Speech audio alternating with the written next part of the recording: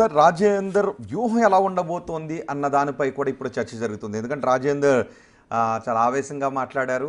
ఆవేదనగా కంటే ఆవేశంగా మాట్లాడారని ప్రొఫెసర్ నాగేశ్వర్ చెప్పారు. కరెక్టే, ఆయన మాటలు వింటే మనకు అదే వినిపిస్తుంది. ఆయన సంఘర్షణకు గురవుతున్నారు అని, ఇమడలేకపోతున్నారు, ఇముడ్చుకోలేకపోతున్నారు అనే విషయం గురించి కూడా చెప్పారు. రాజేందర్ కొన్ని మాటలు కూడా మాట్లాడారు. ఈటెల రాజేందర్ పైనం ఎటు ఉండబోతుంది అనే చర్చ కూడా జరుగుతుంది. ఈటెల రాజేందర్ మాట్లాడిన మరికొన్ని మాటలను విందాం. ఒకసారి ఆ మాటలు ఏమన్నారో చూద్దాం. నేను అంత డెప్త్కు పోతలేను, కేర్ఫుల్గా ఉండమని చెప్పి కోరుతున్నా.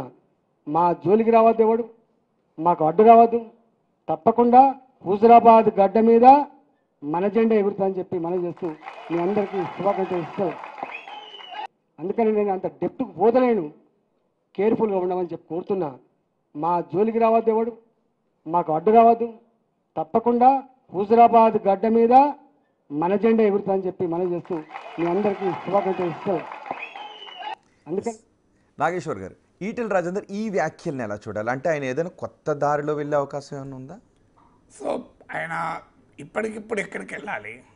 ఇప్పుడున్న రాజకీయ పరిస్థితుల్లో వండర్ఫుల్ అట్రాక్టివ్ ఆప్షన్ లేదు. వెనక్కి వెళ్ళి బీఆర్ఎస్లో చేరినా ఆయన పొలిటికల్ క్యారియర్ కాస్త కొన్నేళ్ళు వెనక్కు తిరగడమే. ఎందుకంటే మంత్రిగా ఉన్న సమయంలో ఆయన బయటకు వచ్చాడు. ఇప్పుడైతే 2028 వరకు మంత్రి అయ్యే అవకాశం లేదు. సో అందువల్ల బీఆర్ఎస్లో చేరినా ఆయనకు ఇమీడియట్గా ఆప్షన్ లేదు. కాంగ్రెస్లో చేరితే కాంగ్రెస్లో ఇప్పటికే నాయకులు ఎక్కువ. సో ఇప్పుడు కాంగ్రెస్ పార్టీ కొత్తగా ఈటెల రాజేందర్ మంత్రి చేస్తుందా? సో కాంగ్రెస్ పార్టీలో మంత్రి కావటానికి ఇప్పుడు ఆల్రెడీ పెద్ద రాజగోపాల్ రెడ్డి ఎన్నికలకు ముందే మంత్రి పదవి ఇస్తారని హామీ తీసుకొని వచ్చాడు. ఆయన మంత్రి కాలే. ఇప్పటికీ ప్రేమ్ సాగర్ రావు ఆదిలాబాద్ జిల్లాలో ఎవరు లేనప్పుడు కూడా ఎవరు పార్టీలు మారినా ఆ పార్టీని అంటి పెట్టుకొని కమిటెడ్గా ఆదిలాబాద్ జిల్లాలో కష్టకాలంలో పనిచేశాడు. వాళ్ళిద్దరే కాలే. సుదర్శన్ రెడ్డి స్వయాన ముఖ్యమంత్రి మీరు ఎవరినన్నా ఇచ్చుకోండి, ఒక్క సుదర్శన్ రెడ్డికి ఇవ్వండి అని అన్నారని మీడియాలో చదివాం. అయినా కాలే. మరి ఇప్పుడు ఈటెల రాజేందర్ ఇప్పుడు కాంగ్రెస్ పార్టీ తీసుకుని మంత్రి చేస్తుందా? ఈటెల రాజేందర్ మంత్రి కాగలడు తప్ప ముఖ్యమంత్రి కాగలడా కాంగ్రెస్లో? అది లేదు. మరి వాట్ ఇది? అందువల్ల ఆయనకున్న ఆప్షన్స్లో మొదటిది బీజేపీలోనే ఏదైనా పదవి రావాలి.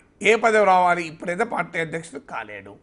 అట్లీస్ట్ ఈ ప్రెషర్ వల్ల రామచంద్రరావు రామచంద్రరావు టర్మ్ అయిపోయాక మీకు అసెంబ్లీ ఎన్నికలకు ముందు ఎవరు బీజేపీ అధ్యక్షుడు అవుతారనేది కీలకమైంది. ఎందుకంటే బీజేపీ ఆల్రెడీ బీసీ ముఖ్యమంత్రి అని ప్రకటించింది కనుక. సో బీసీ రేపు ఆయన రాజేందర్ కనుక పార్టీ ప్రెసిడెంట్ అయితే సహజంగానే ముఖ్యమంత్రి అభ్యర్థి అవుతారు బీజేపీకి.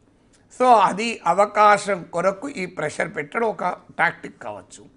లేదు ఇమీడియట్గా కేంద్ర మంత్రివర్గంలో ఉంటే అప్పటి వరకు పొటెన్షియల్ కంటెండర్గా మిగులుతారు. సో కేంద్ర మంత్రివర్గంలో కూడా తనకు స్థానం వస్తుందా అనే అనుమానం ఉండొచ్చు. దాన్ని కన్సాలిడేట్ చేసుకోవడానికి చేయొచ్చు.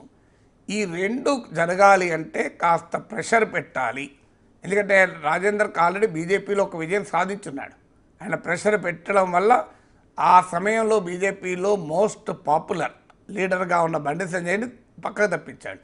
నరేంద్ర మోడీ కూడా జాతీయ కార్యవర్గ మీటింగ్లో మీరు బండి సంజయ్ ప్రజా సంఘాలను అప్రిషియేట్ చేసి బండి సంజయ్ని ప్రత్యేకంగా ప్రజెంటేషన్ ఇవ్వమని అడిగారు.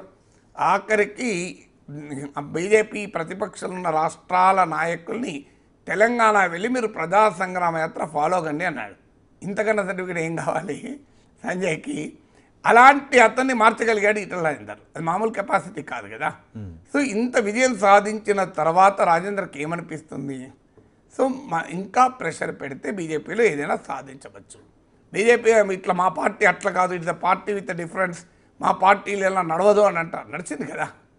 ఆల్రెడీ రాజేందర్కు స్వీయ అనుభవం ఉంది కదా. సో రాజేందర్ తప్పే ఉంది?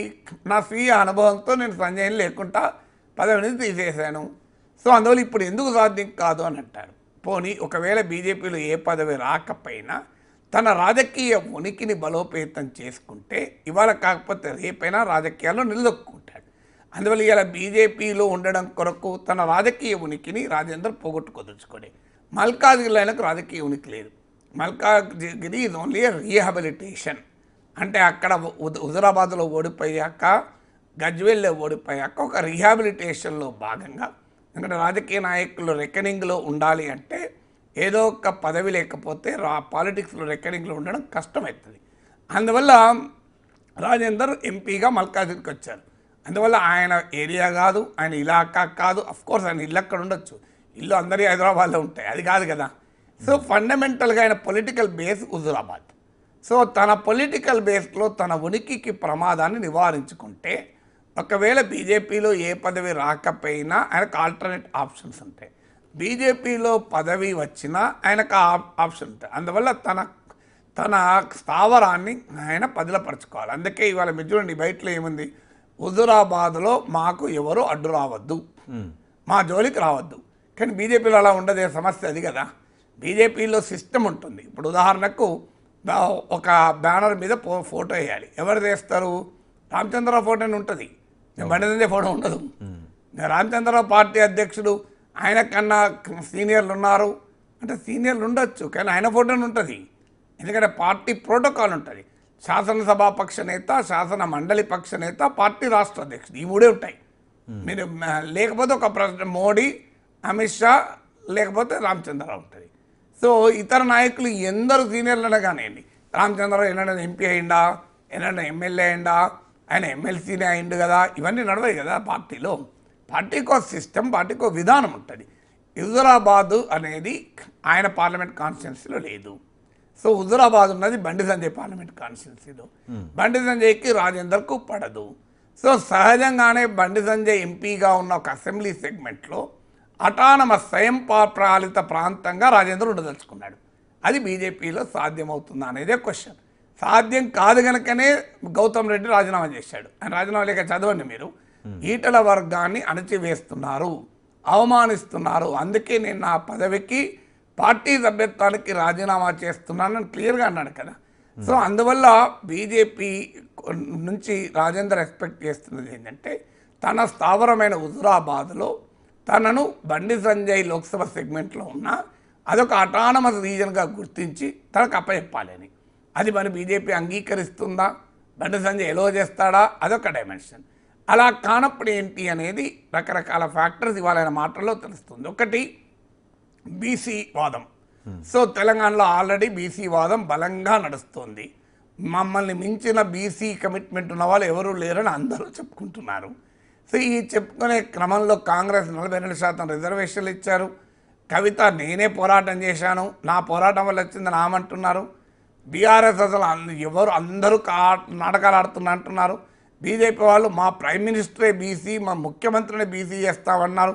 బీఆర్ఎస్ ఎప్పుడైనా ముఖ్యమంత్రి బీసీ చేస్తుందా అని వాళ్ళు అంటున్నారు. బీసీ ఉద్యమ నాయకుడైన ఆర్ కృష్ణయ్య లాంటి వాళ్ళని పార్టీలోకి తీసుకొని ఆయనకు ఎంపీగా చేశారు ఆంధ్రప్రదేశ్ నుంచి. సో ఇంత పోటీ ఉన్నది బీసీ వాదం కొరకు. సో ఇప్పుడు ఈటల రాజేందర్ కూడా ఆ బీసీ వాదం ఎత్తుకొని, ఎందుకంటే ఇవాళ ఆయన మాట్లాడిన దాంట్లో ఉన్నారు చూడండి, 108 బీసీ కులాలకు ఆత్మగౌరవ భవనాలు నేనే ఇప్పించాను, బీసీ కాంక్లేవ్ పెట్టించాను, నా కృషి వల్లనే రెసిడెన్షియల్ స్కూల్స్ వచ్చాయి బీసీలకు. అంటే బీఆర్ఎస్లో బీసీలకు జరిగిన లాభ ప్రయోజనాల వెనకాల కూడా నేనున్నాను అని ఈటల రాజేందర్ స్పష్టంగా చెప్పాడు. సో అందువల్ల రేపు బీసీ వాదాన్ని ఎత్తుకొని ఆయన సొంత రాజకీయ పార్టీ పెట్టచ్చు. వాస్తవంగా ఆయన బీఆర్ఎస్ నుంచి బయటకు వచ్చినప్పుడే సొంత పార్టీ పెడదామన్న ఆలోచన ఉందని నాకు ఇచ్చిన ఇంటర్వ్యూలో కూడా చెప్పాడు. ఆలోచన ఉంది, ఆ రకమైన చర్చలు కూడా జరిగాయి. కానీ ఇప్పుడున్న రాజకీయ పరిస్థితుల్లో కొత్త పార్టీ నిలబడుతుందా? ఎందుకంటే ఈటల రాజేందర్ బీసీల కొరకు ప్రయోజనాల కొరకు పనిచేస్తానని చెప్పాడు. కానీ పెద్ద పెద్ద బీసీ ఉద్యమాలు నడిపాడు. ఆర్ కృష్ణయ్య ఉన్నాడు, జీవితం అంతా బీసీ బిడ్డల కొరకే బతికాడు, పాపం పనిచేశాడు కూడా. ఎందుకంటున్నా పాపం అంటున్నా అంటే, అంత పనిచేసిన ఆయనకు వచ్చిన పదవి ఏంటి ఇంతవరకు? ఒక ఎంపీ, మొన్న అంతకుముందు ఒక ఎమ్మెల్యే, అంతే కదా. సో బీసీల కొరకు ఏ మంత్రులు, అనేక మంది బీసీ మంత్రులు కూడా చేయనంత కృషి ఆర్ కృష్ణయ్య కమిట్మెంట్తో చేశాడు. ఎందుకంటే నేను స్టూడెంట్గా ఉన్నప్పటి నుంచి చూస్తున్నా, హైదరాబాద్ నగరంలో ఒక బీసీ విద్యార్థికి ఏదైనా సమస్య వస్తే వాళ్ళు డేర్గా వెళ్ళేది ఆర్ కృష్ణయ్య ఇంటికి, ఇంకెక్కడ పోరు. ఆర్ కృష్ణయ్య వాళ్ళని వేసుకుంటాడు. ఓ అంబాసిడర్ కారు ఉండేది, అందరూ కూర్చోండి, డీజిల్ కొట్టి ఈత్తుకుంటారు, పోతున్నారు. ఇక పోయి సెక్రటరీలో వాళ్ళ పని చేసేదాకా వదిలేవాడు కాదు. సో ఈ చరిత్ర ఉన్న ఆర్ కృష్ణయ్యను సీఎం అభ్యర్థి అని చెప్పి తెలుగుదేశం పార్టీ 2014లో పెట్టింది. ఏమైంది? ఆయన టీడీపీ రాలేకపోయింది. రెడ్ల నాయకత్వం ఉండే కాంగ్రెస్ పార్టీ పొన్నా లక్ష్మణ్ పీసీసీ ప్రెసిడెంట్గా చేసి రాజకీయం చేసింది. కానీ 2014లో ఘోరంగా ఓడిపోయింది కాంగ్రెస్ పార్టీ. తెలంగాణ ఇచ్చి కూడా బీసీని ముఖ్యమంత్రి చేస్తానని చెప్పి బీజేపీ బయలుదేరింది. 14% ఓటింగ్ దగ్గర ఆగిపోయింది. సో 8 ఎమ్మెల్యేల దగ్గర ఆగిపోయింది. సో మీకు ఇన్ని ఉదాహరణలు ఉన్నాయి బీసీల విషయాల్లో కూడా. దేవేందర్ గౌడ్ నవ Telangana party prominent BC leader Telangana, మామూలు బీసీ నాయకులు కాదు. తెలంగాణ చంద్రబాబు నాయుడు క్యాబినెట్లో నెంబర్ 2. సో నరేంద్ర సో హిందుత్వ పాలిటిక్స్లో కూడా టవరింగ్ బీసీ నాయకుడు. కానీ వీళ్ళెవరూ కూడా ప్రభావాన్ని తెలంగాణలో బీసీ రాజకీయాలను చూపెట్టలేకపోయారు. సో ఇన్ని జరిగినాక ఇప్పుడు కొత్తగా బీసీ వాదం ఆధారంగా ఒక రాజకీయ పార్టీ పెట్టి అది అధికారంలోకి వచ్చేటువంటి సిచ్యువేషన్ ఉంటుందా? ఉండాలి అని కోరుకుందాం. ఎందుకంటే నిజమే, న్యాయం కూడా. ఎందుకంటే 50% పైగా బీసీలు ఉన్నారు. ఆయన ఇంతవరకు ఉమ్మడి రాష్ట్రంలో ఇప్పటివరకు నుంచి తెలంగాణ వరకు బీసీ ముఖ్యమంత్రి కాలేదు, కరెక్టే. కానీ ఆ రకమైన సామాజిక ఉద్యమాలు నడిచి ఆ రకమైన బీసీ అస్తిత్వ రాజకీయాలు నడిస్తే బీహార్ లాగా ఉత్తరప్రదేశ్ లాగా మీకు బీసీ నాయకులు అవుతారు. కానీ తెలంగాణలో బీసీ అస్తిత్వ ఉద్యమం లేదు. తెలంగాణ అస్తిత్వ ఉద్యమం ఉన్నది, నక్సలైట్ ఉద్యమాలు ఉన్నాయి, కమ్యూనిస్ట్ ఉద్యమాలు ఉన్నాయి, తెలంగాణ ఉద్యమాలు ఉన్నాయి, మలి దశ తొలి దశ ఉద్యమాలు. అందువల్ల ఇట్లా అందరికి అదొక ఆప్షన్. కాదనుకుంటే బీఆర్ఎస్లోకి వెళ్ళడం, లేదా వెనక్కు హోమ్ కమింగ్. ఆల్రెడీ సోషల్ మీడియాలో పుకార్లు చెలరేగుతున్నాయి. ఎంత నిజమో నాకు తెలియదు. కేసీఆర్ రాత్రి మాట్లాడిన ఈటలతో అని, కాళేశ్వరం సందర్భంగా ఈటల హరీష్ రావును కలిశాడని, కేసీఆర్తో హరీష్ రావు మాట్లాడించాడని అఫ్కోర్స్ ఇద్దరు ఖండించారు. So we really don't know what is happening. So ghar wapsi ఏమైనా జరగచ్చు. కాంగ్రెస్ పార్టీ కనుక ఈ బీజేపీని బలహీనపరచడానికి ఉపయోగపడుతుంది. బీఆర్ఎస్ నుంచి కవితను, బీజేపీ నుంచి రాజేందర్ను కూడా తమ వైపు తిప్పుకోగలిగితే ఉపయోగం అనుకుంటే మరి కాంగ్రెస్ పార్టీ రాజకీయం ఏం చేస్తుందో చూడాలి. అందువల్ల ఈ has is options open. So అది బీజేపీలోనే అకామిడేట్ కావాలని చూస్తాడు. కానప్పుడు ప్రత్యామ్నాయాలు నాకు ఉన్నాయని చెప్పడానికి ఇంత బహిరంగంగా మాట్లాడుతున్నాడు. రైట్, చూద్దాం మరి ఈటెల రాజేందర్ ఎటువంటి వ్యూహంతో ముందుకు వెళ్తారు. ఇప్పటికైతే ఆయన ఆవేదనతో ఉన్నారు, ఆవేశం